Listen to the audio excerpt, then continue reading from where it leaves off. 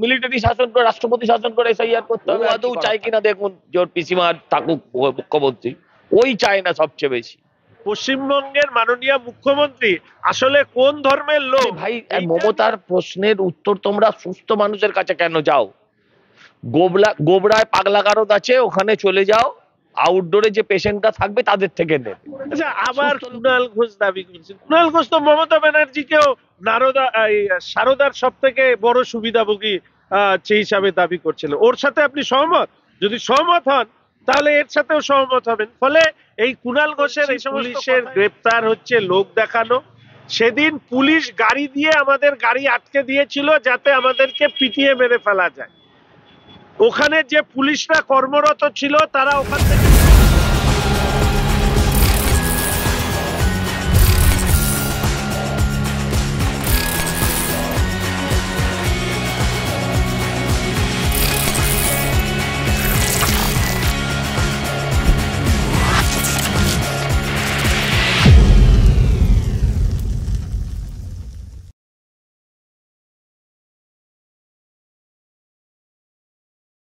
শুরুর আগে এই মুহূর্তে রাজ্যের যে পরিস্থিতি, মানে শাসক পক্ষ বিরোধী পক্ষ দুপক্ষই হুঁশিয়ারি দিচ্ছে, তারই মধ্যে গুলশান কলোনি, আনন্দপুর, কসবা, এই সমস্ত এলাকায় যারা বিএলও হবেন তাদের উপর একটা চাপ তৈরি করা হচ্ছে। কোথাও ভয় দেখানো হচ্ছে, কোথাও অর্থের প্রলোভন দেওয়া হচ্ছে। মানে এসআইআর রুখতে কি শাসক খুব বেশি মরিয়া? দেখুন, আপনার প্রথম প্রশ্নের উত্তর হচ্ছে এসআইআর একটি স্বাভাবিক প্রক্রিয়া। যেভাবে মানব দেহেও যখন আমরা বলি বর্জ্য পদার্থ শরীরের মধ্যে তৈরি হয়, সেটা যেরকম ত্যাগ করতে হয় বা সাধারণ প্রক্রিয়ার মধ্যে দিয়ে সেটা ত্যাগ করা হয়, ভোটার লিস্টে যারা মারা গিয়েছে, যাদের ডাবল ট্রিপল এন্ট্রি আছে, এই ধরনের যারা ইনফিল্ট্রেটার, ইসিআই এর গাইডলাইন অনুযায়ী বৈধ ভোটাররা থাকবে, অবৈধ ভোটাররা ভোটার লিস্ট তারা ত্যাগ করবে।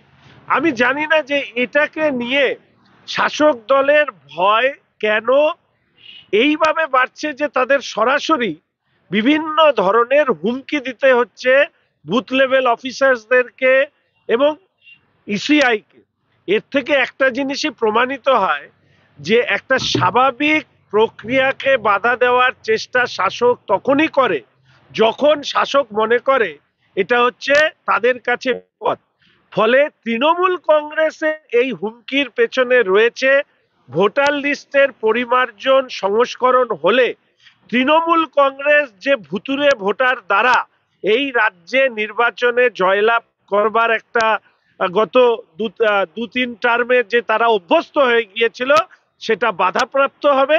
এবং সেই বাধা পাওয়ার আশঙ্কা থেকেই আজকে এইভাবে সরাসরি নির্বাচন কমিশনকে হুমকি দিয়ে এরা ভারতীয় সংবিধানকে চ্যালেঞ্জ করছে, যার পরিণতি দল হিসাবে তৃণমূল কংগ্রেসকে ভুগতে হবে। এই পরিস্থিতিকে এই রাজ্যে রাষ্ট্রপতি শাসনের প্রয়োজন রয়েছে? রাজ্যপাল দিন কয়েক আগে বলেছিলেন যে মানুষ চাইছেন রাষ্ট্রপতি শাসনের, বা বিএলও যারা তারা অনেকে বলছেন যে সিআরপিএফ এই রাজ্যে এসআইআর করতে হবে। দেখুন, এগুলো এক একটা উপাদান। রাষ্ট্রপতি শাসন জারি করবার ক্ষেত্রে বেশ কিছু শর্ত থাকে, তার মধ্যে যেরকম আইন শৃঙ্খলা ভেঙে পড়া, প্রশাসনিক ব্যবস্থা ভেঙে পড়া, এই ধরনের উপাদানগুলো রাজ্যের মধ্যে তৈরি হয়েছে। সাধারণ মানুষও এটা মনে করছে, যেখানে বিধায়ক জনপ্রতিনিধিরা আক্রান্ত, যেখানে তৃণমূল কংগ্রেস তার নিজের দলের কর্মীরা নিজের দলের কর্মী নেতাদের হাতে খুন হতে হচ্ছে। ফলে এই রাজ্যের শাসন ব্যবস্থা কতখানি সুরক্ষিত বর্তমান রাজ্যের সরকারের কাছে, সেটা নিয়ে মানুষের প্রশ্ন রাষ্ট্রপতি শাসনের ধারণাকে সামনে নিয়ে আসছে। তবে এক্ষেত্রে সিদ্ধান্ত নেওয়ার দায়িত্ব যাদের, তারাই এই ব্যাপারে মন্তব্য করবেন। আমি এই ব্যাপারে কোনো মন্তব্য করতে চাই। আগামী 2রা নভেম্বর শহীদ মিনারে এসআইআর নিয়ে একটা প্রতিবাদী সভা করতে চলেছেন মমতা বন্দ্যোপাধ্যায়, অভিষেক বন্দ্যোপাধ্যায়। দেখুন, প্রতিবাদী সভা এসআইআর নিয়ে করার অর্থ আমি আগেই বলেছি, ভারতীয় সংবিধানের যা নিয়ম সেই নিয়মকে চ্যালেঞ্জ করা। এরা তৃণমূল কংগ্রেস দিনে দিনে নিজেকে দেশ বিরোধী শক্তি হিসাবে পরিণত করবার ক্ষেত্রে এসআইআর নিয়ে তাদের যে ভূমিকা সেটা আরো পুষ্ট করছে। ভারতবর্ষের নাগরিকদের দিয়ে ভারতবর্ষের সরকার নির্বাচিত হবে, নাকি স্বর্গ থেকে আসা লোক বা ইনফিল্ট্রেটরদের দিয়ে নির্বাচিত হবে? ফলে স্বাভাবিকভাবেই অনুপ্রবেশকারী এবং স্বর্গে বসবাসকারী মানুষের বন্ধু রাজনৈতিক দল তৃণমূল কংগ্রেস এসআইআর নিয়ে প্রতিবাদ সভা করা মানেই তারা ইসিআই এর অস্তিত্বকে অস্বীকার করতে চাইছে। যেভাবে এর আগে বলা হয়েছিল যে এখানে শাসকের আইন চলে, আইনের শাসন নয়, ঠিক একইভাবে এরা হচ্ছে সংবিধান দ্বারা পরিচালিত রাজ্য নয়, এরা কালীঘাট ক্যামাস্ট্রির দ্বারা পরিচালিত রাজ্য হিসাবে নিজেদেরকে রাজ্যের শাসক হিসাবে প্রতিষ্ঠা করতে চাইছে, যা ভারতবর্ষের মতন যুক্তরাষ্ট্রীয় কাঠামোতে কখনো সম্ভবপর ছিল না, ভবিষ্যতেও থাকবে না, বর্তমানেও নেই। এবং এর পরিণতি একটাই হতে পারে যে এই তৃণমূল কংগ্রেস রাজনৈতিক দল হিসাবে তাদের অস্তিত্ব বিলোপ পাবে। বহিরাগতদের হাতে বঞ্চিত লাঞ্ছিত বাংলা সোশ্যাল মিডিয়ায় প্রতিবাদ গড়ে তুলতে অভিষেক বন্দ্যোপাধ্যায় কিছুক্ষণ আগে একটা ক্যাম্পেইন লঞ্চ করলেন অভিষেকের ডিজিটাল যোদ্ধা হিসাবে। আর কিন্তু এই যে তৃণমূল কংগ্রেসের অনেকেই তো সোশ্যাল মিডিয়ায় নানা বিষয় নিয়ে প্রশ্ন তোলেন, সেখানে কি এটা শুধুমাত্র তা নিয়ে কর্মসূচি নাকি ব্র্যান্ড অভিষেকের একটা প্রচার? দেখুন, সেটা ওনারা বলতে পারবেন, তবে আমি শুধু এইটুকু আপনাদেরকে বলবো যে অভিষেক বাবু এই ডিজিটাল যোদ্ধার বদলে বিনে পয়সায় কিভাবে পুঁজি অর্জন করা যায়, টালির চালে বসবাস করা একটা পরিবার কয়েক হাজার কোটি টাকার মালিক কিভাবে হয়, এই নিয়ে যদি একটা ডিজিটাল প্রোগ্রামিং করে এই বিষয়টা পশ্চিমবঙ্গের মানুষের কাছে পৌঁছে দিতে পারতেন, তাহলে মনে হয় সেটা ভালো হতো। সমাজ সেবা করতে গিয়ে যেভাবে তারা অবৈধ অর্থে ফুলে ফেঁপে উঠেছে, আমি তো মনে করি যে তৃণমূল কংগ্রেসের এই ডিজিটাল যোদ্ধা যাদেরকে বানাবেন তাদের মাথায় কাঁঠাল ভেঙে এই তৃণমূল কংগ্রেসের ব্যানার্জি পরিবার যে হাজার হাজার কোটি টাকার মালিক হয়েছে সেই প্রশ্ন যাতে না উঠে তার জন্যই এই ধরনের কর্মসূচি নেওয়া। কিছু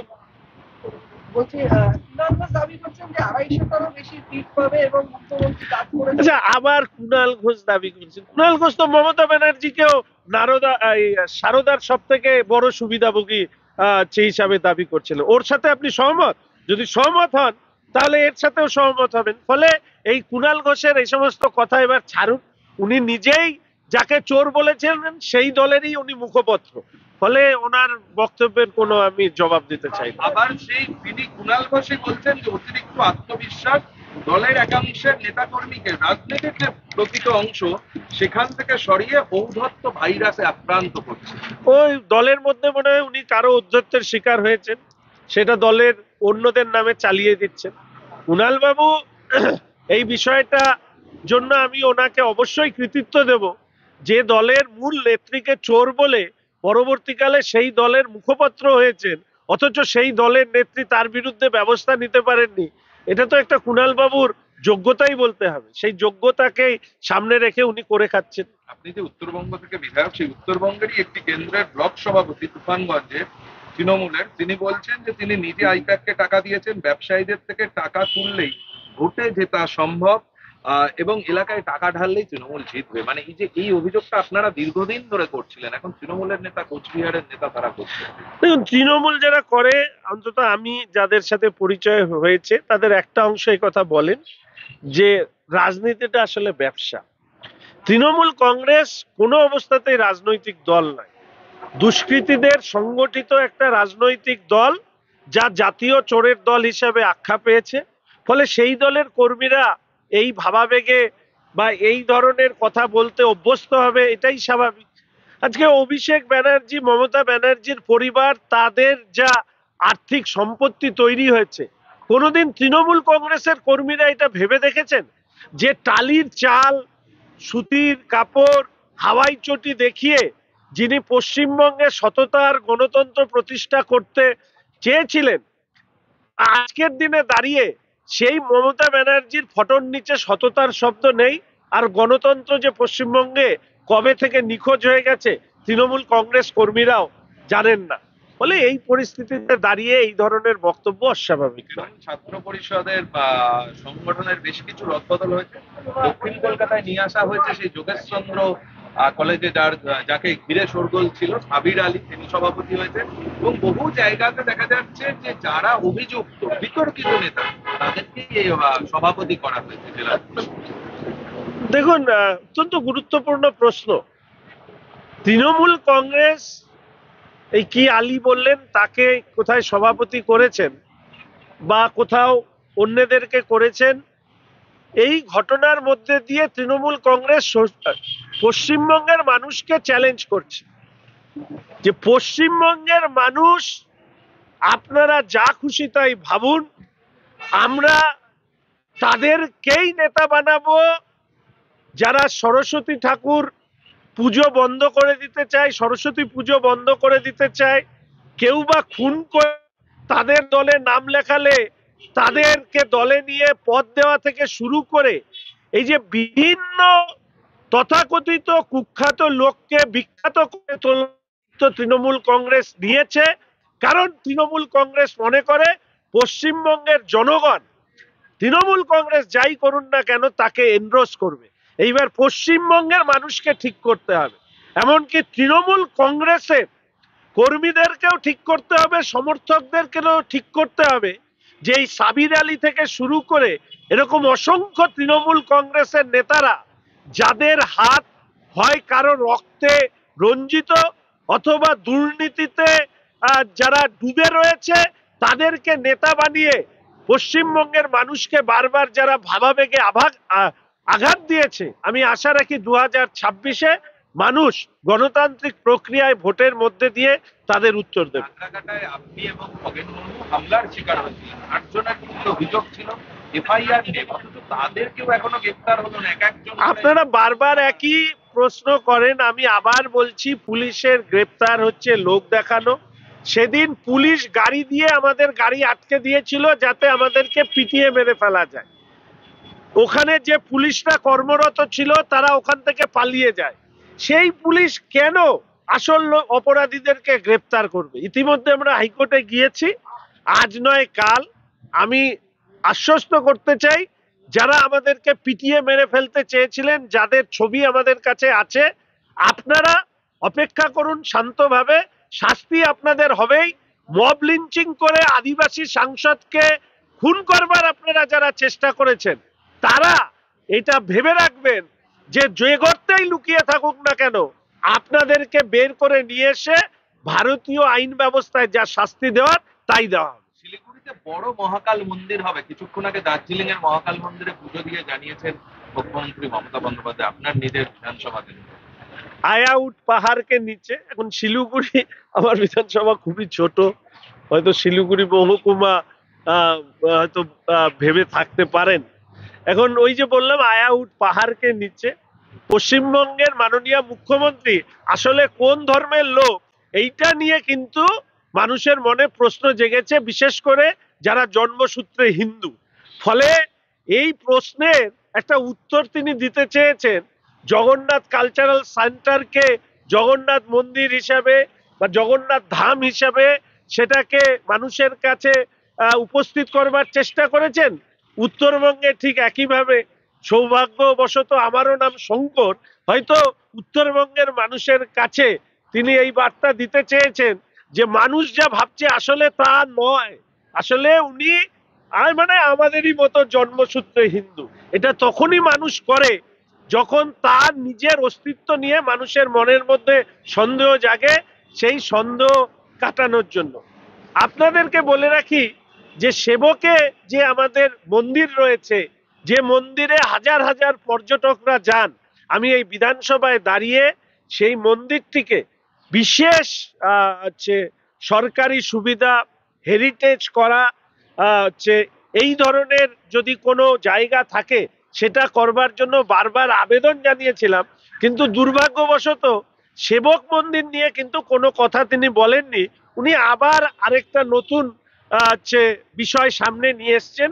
আমি ওনাকে এইটুকু বলবো, 2026-এর সরকার পরিবর্তন হলে সরকারি পয়সায় মন্দির নয়, হিন্দুরা নিজেদের পয়সায় যেভাবে রাম মন্দির গড়ে তুলেছে ঠিক একইভাবে আমরাই শিবের মন্দির, হিন্দু জনগণ যারা জন্মসূত্রে হিন্দু তারাই গড়ে তুলবে। উত্তরবঙ্গে পাহাড়ের যে বিপর্যয় মুখ্যমন্ত্রী দেখতে গিয়েছেন, বারংবার যাচ্ছেন, সেখানে গিয়ে শোভন চট্টোপাধ্যায় কলকাতার প্রাক্তন মেয়র বান্ধবী বৈশাখী বন্দ্যোপাধ্যায়কে সঙ্গে নিয়ে মুখ্যমন্ত্রীর সঙ্গে দেখা করলেন, শুধু না প্রায় 2 ঘন্টা কাটালেন। নতুন ইঙ্গিত ভোটের আগে। এইসব ইঙ্গিত নিয়ে আমার কোনো বক্তব্য নেই। সুমন বাবু, বৈশাখী কি নাম হচ্ছে, তাদেরকে নিয়েও আমার বলার বিষয় নেই, এটা ওদের পারিবারিক বিষয়। ওখানে নানা ধরনের কখনো উপরে ওঠে, কখনো নিচে নামে। আমার মনে হয় এই সমস্ত ক্ষেত্রে সংবাদ মাধ্যমের উচিত এই ধরনের খবর প্রচার করাই বন্ধ করা। কারণ এই ধরনের লোকদের খবর প্রচার করা মানে পরিবারের যারা মধ্যে যারা সবাই একসাথে খবর দেখেন, তাদের খবর দেখবার ক্ষেত্রে অসুবিধা হয়। সামাজিক যে বাঁধন আছে, সেই বাঁধন নিয়ে বিভিন্ন প্রশ্নচিহ্ন তৈরি হয়। ফলে এইগুলো খবর না করাই ভালো। অনেক বড় বড় ইস্যু আছে, সেই ইস্যুগুলো নিয়ে খবর করা উচিত। 4 বছরে 122-এরও বেশি বাংলাদেশি ভোটার কার্ড বাকি রয়েছে। রাজ্যের 10টি জেলায় 10টি জেলায় বাংলাদেশি নাগরিকদের চিহ্নিত করা হচ্ছে। তার মধ্যে আজকে 85% ভোটার জমা দিতে দেখা গেল বিধান সদস্য স্বীকার করে কিছু বাকি হতে বাংলাদেশি বাংলাদেশ, পাকিস্তান আর কত ভোটার আমরা খুঁজে পাবো আমি জানি না। পশ্চিমবঙ্গের নাগরিকদের এটা বোঝা উচিত, বা আমরা সবাই উপলব্ধি করতে পারছি যে উই পোকা যেভাবে ভেতর থেকে শেষ করে দেয় ঘরবাড়ি, কাঠ থেকে শুরু করে অন্যান্য সামগ্রী, এই অনুপ্রবেশকারীরা আমাদের ভারতীয় নাগরিক পশ্চিমবঙ্গে আমরা যারা বসবাস করি তাদের সম্পদ উই পোকার মতন খেয়ে শেষ করছে। ফলে এসআইআর এর মধ্যে দিয়েও যদি তার একটা প্রতিফলন ওঠে, প্রতিফলন সামনে আসে, তাহলে নিশ্চিতভাবে ভবিষ্যতে ভারতবর্ষের নাগরিক পশ্চিমবঙ্গে বসবাসরত তারা সুরক্ষিত থাকবেন। তাদের কর্মসংস্থান থেকে তাদের পরিষেবা সবটাই সুরক্ষিতভাবে তারা উপভোগ করবে। কালীবাজার কাণ্ডে আছে আসানসোল, ঝাড়গ্রাম, গোপীবল্লভপুর, লালগড় একাধিক জায়গায় একাধিক ব্যবসায়ী বাড়িতে হানা দিয়েছে। দেখুন, এই ধরনের হানা দীর্ঘদিন ধরে হচ্ছে আমাদের পশ্চিমবঙ্গে। আমি উত্তরবঙ্গের ছেলে হিসেবে বলতে পারি, দক্ষিণবঙ্গের খবরাখবর বিধানসভায় বারবার করে তুলে ধরেছি। এখানে প্রাকৃতিক সম্পদের লুট হচ্ছে, লুট।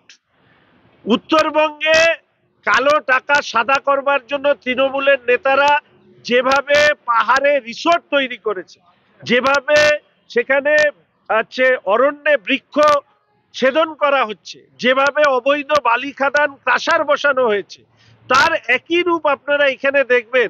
এদিকে জলাভূমি সেটাকে বুঝিয়ে প্রমোটারি করা হচ্ছে, ওয়েটল্যান্ড বুঝিয়ে দেওয়া হচ্ছে, নয়নজুলি বুঝিয়ে দেওয়া হচ্ছে। আবার এই সাইডে এই বালি খাদান, পাথরের খাদান, এই কাজগুলো হচ্ছে। আমি বলবো তদন্তকারী সংস্থাদের শুধু হানা দিলে হবে না, এই প্রত্যেকটা যারা এর সাথে জড়িত তাদেরকে জেলে ঢোকাতে হবে। আর এদের উপরে দাঁড়িয়ে তৃণমূলের নেতারা যারা এদেরকে সামনে রেখে করে কমবে খাচ্ছে, তাদের ঘাট ধাক্কা দিয়ে প্রথমে প্যারেড করানো রাস্তায়, তারপরে জেলে এদেরকে ঢুকিয়ে পচিয়ে রাখতে হবে। 2022-এর টেট রিয়েলিটি ঐক্যমঞ্চের 50,000 শূন্য পদের চাকরি নিয়োগের জন্য ফের তারা পথে নামছেন, কিন্তু কবে তারা চাকরি পাবেন আটকানো কি বলতে হবে? দেখুন, কর্মসংস্থানের প্রশ্নে সরকারি চাকরির ক্ষেত্রে যে পরিস্থিতি পশ্চিমবঙ্গে রয়েছে, সেখানে এই সরকারের কোনো সদিচ্ছা বা মানসিকতা আছে বলে আমার মনে হয় না। ফলে লড়াইটা রাস্তায় করতে হবে, আদালতে করতে হবে। তার মধ্যেই এই সরকারের পতন এবং ভবিষ্যতে এই শূন্যস্থানগুলো পূরণ করবার ক্ষেত্রে নতুন সরকার উদ্যোগী হবে, এইটুকু আশা রাখি। ব্যাস। ডিজিটাল যোদ্ধা নামে হ্যাঁ, বলবে তো খুলতে হতো, ছিলই আইটি সেল, তাকে এখন নতুন করে নাম দিয়েছে ডিজিটাল যোদ্ধা। আর 26,000 ফিজিক্যাল যোদ্ধা যাদের চাকরি খেয়েছে তারা ওর বাড়ির দিকে যাবে। হ্যাঁ, ডিজিটাল যোদ্ধা ভার্সেস ফিজিক্যাল যোদ্ধার লড়াই হবে, দেখা যাক। এসব গিমিক টিভিতে থাকার জন্য। ও আদৌ চায় কিনা দেখুন, যে ওর পিসিমা থাকুক মুখ্যমন্ত্রী, ওই চায় না সবচেয়ে বেশি।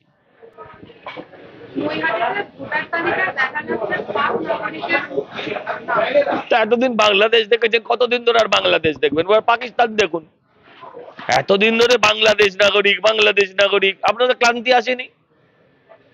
এবার তো টেস্ট পাল্টানোর জন্য পাক নাগরিক এসছে, ভালো তো, খারাপ কি হয়েছে? মমতা ব্যানার্জি দার্জিলিং এ দাঁড়িয়ে বলছেন শিলিগুড়িতে একটা কনভেনশন সেন্টার এবং মহাকাল মন্দির তৈরি আরে পাগল, হ্যাঁ, তার থেকে বড় যেটা সেটা হচ্ছে উনি ওখানে ম্যানগ্রোভ করবেন, সুন্দরবনে চা হবে আর দার্জিলিং এ ম্যানগ্রোভ। হ্যাঁ, অনুপ্রেরণার ভৌগোলিকটাও পেয়ে যাবে পশ্চিমবঙ্গে। আরে ভাই, আর মমতার প্রশ্নের উত্তর তোমরা সুস্থ মানুষের কাছে কেন যাও? গোবরায় পাগলাগারদ আছে, ওখানে চলে যাও, আউটডোরে যে পেশেন্টটা থাকবে তাদের থেকে নেবে, সুস্থ লোকেরা কোত্থেকে বলবে? শিলিগুড়িতে সব থেকে বৃহৎ মহাকাল মন্দির তৈরি করবেন বলে প্রতিশ্রুতি দিয়েছে। এখন মহাকাল করুন আর শিবের মন্দির করুন, বাংলার মহাকাল কিন্তু মমতা বন্দ্যোপাধ্যায়, বাংলার মানুষ সেটা জানে। আমার একটাই প্রশ্ন আছে, সজলদা, এই যে এসআইআর নিয়ে ম্যাপিং এর ক্ষেত্রে এত গরমিল ধরা পড়লো, প্রায় 50% নাম মিলছে না, তো প্রমাণই হয়ে যাচ্ছে। এভাবে না করতে পারলে মিলিটারি শাসন করে, রাষ্ট্রপতি শাসন করে এসআইআর করতে হবে, আর কি করার থাকবে। আমরা দেখছি দুর্গাপুরে যখন নির্যাতিতাকে রাজ্যপাল বেরোতে যান তখনই বলে যে বাংলার মানুষ রাষ্ট্রপতি শাসন চাইছে। এবারে কি কোনো সত্যি রাষ্ট্রপতি শাসন হতে চলেছে? আমি আপনাকে একটা সত্যি কথা বলবো, এই এসআইআরও সুষ্ঠুভাবে সম্পন্ন হতে দেবে না এই সরকার, যদি না রাষ্ট্রপতি শাসন হয়।